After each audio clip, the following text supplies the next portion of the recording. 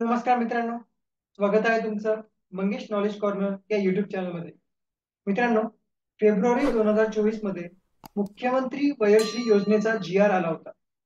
मुख्यमंत्री वयोश्री योजना ही महाराष्ट्रातील ज्येष्ठ नागरिक ज्यांचे वय 65 किंवा त्यापेक्षा जास्त आहे यांच्यासाठी आणण्यात आली आहे.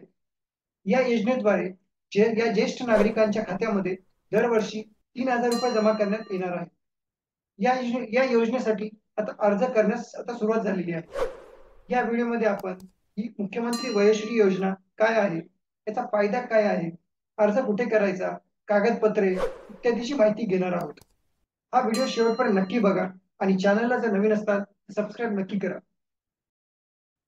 तर मित्रांनो, आता बघूयात की हा जी आर काय आहे आणि या जी आर मध्ये त्यांनी काय काय सांगितलेलं आहे. तर हा आहे त्या मुख्यमंत्री वयश्री योजनेचा जी आर. आता या योजनेचे ध्येय किंवा उद्दिष्ट काय आहे. आता राज्यातील 65 वर्ष किंवा त्यावरील जे ज्येष्ठ नागरिक आहेत त्यांचे वयानुसार त्यांचे काही अपंगत्व असू शकते, त्यांचा अशक्तपणा म्हणजे वयानुसार त्यांना काही प्रॉब्लेम असतात. तर त्या आणि त्याच्यामुळे त्यांना काही उपकरणे साधने खरेदी करावी लागतात. तर उपकरणे साधने म्हणजे काय, समजा त्यांचा चष्मा आहे, श्रवण यंत्र, त्यांचं फोल्डिंग वॉकर म्हणा, कमळ खुर्ची किंवा सर्वायकल कॉलर इत्यादी किंवा बेल्ट असतो. अशी काही साधने उपकरणे करण्यासाठी त्यांना काही खर्च येतो.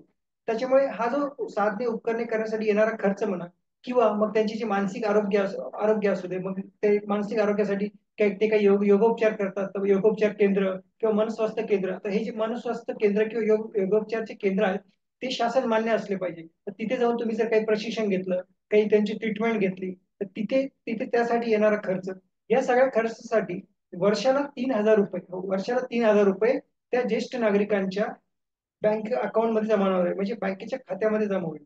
आता बँकेचे खाते कोणते, तर बँकेचे खाते जे तुम्ही जे बँकेचे खाते आहे ते तुमचे आधार कार्डशी लिंक असले पाहिजे. तर अशा लिंक असलेले आधार तुमच्या बँकेच्या खात्यामध्ये दरवर्षी या सगळ्या उपकरणांच्या खर्चासाठी किंवा तुम्ही जर योगोपचार वगैरे जे आता वरती सांगितलं त्यानुसार तुम्हाला 3,000 रुपये तुमच्या खात्यामध्ये जमा होतील. तर या योजनेचे स्वरूप आपण बघितलं की कशा कशासाठी या कोणकोणत्या खर्चासाठी तुम्हाला 3,000 रुपये मिळू शकतात. आता याच्यामध्ये निधी म्हणजे वितरण कसे होणार आहे, हे पूर्ण निधी वितरण जे आहे 100% ते 3,000 रुपये ते राज्य शासनाद्वारेच येणार आहे. आणि हे डायरेक्ट म्हणजे डीबीटी नुसार म्हणजे डायरेक्ट तुमच्या जे तुमचं बँक खातं असेल, जे आधार कार्डशी लिंक असेल, त्याच्यामध्ये 3,000 रुपये तुम्हाला दरवर्षी त्यासाठी मिळणार आहेत. आता या योजनेची जी अंमलबजावणी आहे ती जर तुम्ही बघितली तर ती सामाजिक न्याय व विशेष सहाय्य विभाग, हा जो विभाग आहे त्याच्या मंत्रालयामध्ये त्याच्या मार्फत ही योजनेची अंमलबजावणी होणार आहे. आणि याच्यासाठी जी मदत लागेल ती समाज कल्याण आयुक्त पुण्याचं आणि तुमचं जे जिल्हा स्तरावर म्हणजे प्रत्येक जिल्ह्याचं जे समाज कल्याण आयुक्त, समाज कल्याण जो विभाग असतो त्याचे आयुक्त यांच्यानुसार ही योजनेची अंमलबजावणी होणार आहे. आता या लाभार्थ्यांची हे जे पात्रतेचे लाभार्थ्यांच्या पात्रतेचे निकष आहेत म्हणजे पात्रता काय आहे ते बघूया.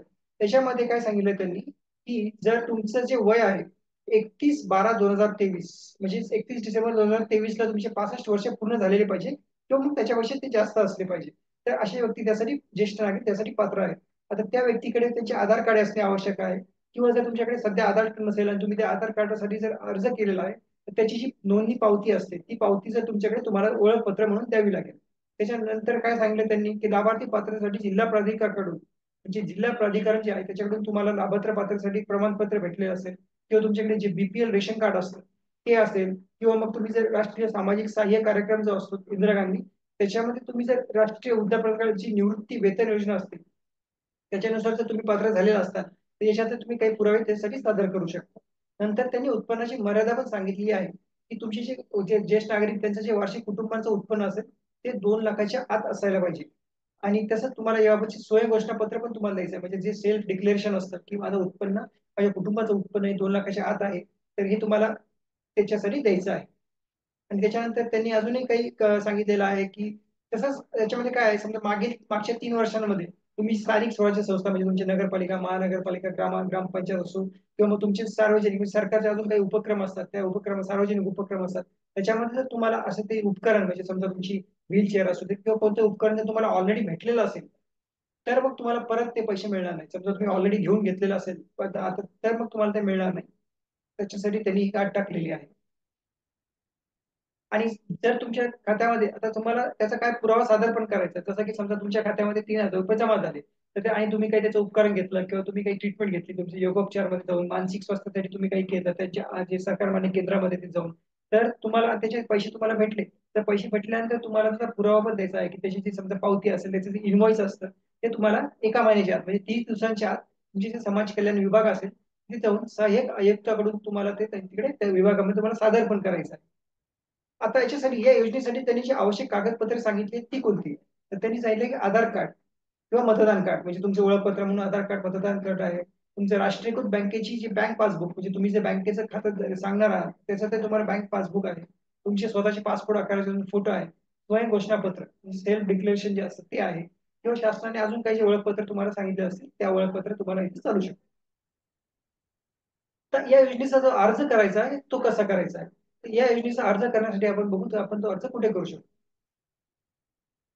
आता तुम्ही जर बघितलं हे महासंवाद जे आहे माहिती व जनसंपर्क महासंचालय महाराष्ट्र शासन त्यांचं जे इथे पेज आहे हे महाराष्ट्र गव्हर्नमेंटचं एक ऑफिशियल पेज आहे. या पेजवर त्यांनी सांगितलं आहे की सामाजिक जो न्याय विभाग जो याची अंमलबजावणी करत आहे त्यांनी काय सांगितलं आहे की हा अर्ज कसा करू शकता. तर हा अर्ज करण्यासाठी तुम्हाला काय करायचं आहे म्हणजे तुम्ही तुमच्या कुटुंबातील जे ज्येष्ठ नागरिक असतील त्यांना तुम्हाला तुम्हाला काय करायचं आहे तुमच्या जिल्ह्याचं म्हणा तुमच्या तालुक्याचं म्हणा जे समाज कल्याण विभाग असेल त्या समाज कल्याण विभागामध्ये तुम्हाला जायचं आहे तिथे जे सहाय्यक आयुक्ताचा कक्ष असेल जो डिपार्टमेंट असेल तिथे तुम्हाला जायचं आहे तुमच्या समाज कल्याण विभागात तुमच्या जिल्ह्याच्या आणि किंवा तालुक्याच्या त्यांना सोबत घेऊन जायचं आहे. तिथे तुम्हाला तो अर्ज भेटेल आणि तिथे अर्ज भेटल्यानंतर त्याची जी तुम्हाला कागदपत्र द्यायची आहे ते कागदपत्र देऊन तो फॉर्म तिथे तुम्हाला त्या विभागात जाऊन भरायचा आहे आणि तुम्ही ते सगळे तुमचे डॉक्युमेंट्स वगैरे दिले सगळं तुमचं बरोबर असेल तर तो मग ते ज्येष्ठ नागरिक ते या योजनेसाठी पात्र ठरणार आहेत म्हणजे तुम्हाला समाज कल्याण विभाग जो आहे तुमच्या जिल्ह्याचा तालुक्याचा तिथे जाऊन तुम्हाला हा अर्ज भरून द्यायचा आहे. तर मित्रांनो ही होती मुख्यमंत्री वयश्री योजनेबद्दलची माहिती. तुम्हाला व्हिडिओ जर आवडला असेल तर शेअर करा, लाईक करा. चॅनलला नवीन असाल तर सबस्क्राईब नक्की करा. थँक्यू.